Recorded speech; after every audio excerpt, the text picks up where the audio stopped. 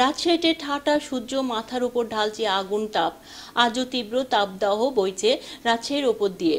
রাজশাহীর আবহাওয়া অফিস জানিয়েছে, আজ দুপুর ৩টায় সর্বোচ্চ তাপমাত্রা রেকর্ড করা হয় 40.7 ডিগ্রি সেলসিয়াস, যা তীব্র তাপদাহ হিসেবে রেকর্ড করা হয়েছে।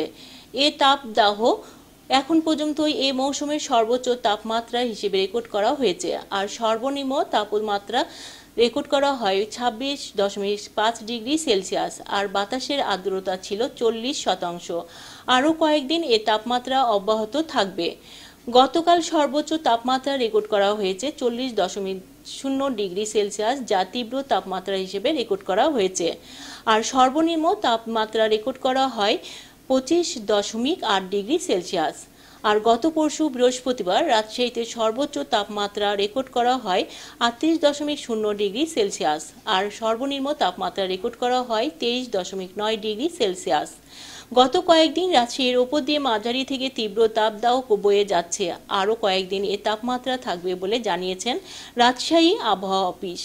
Akhtari Alam, desk report, Nabarup TV.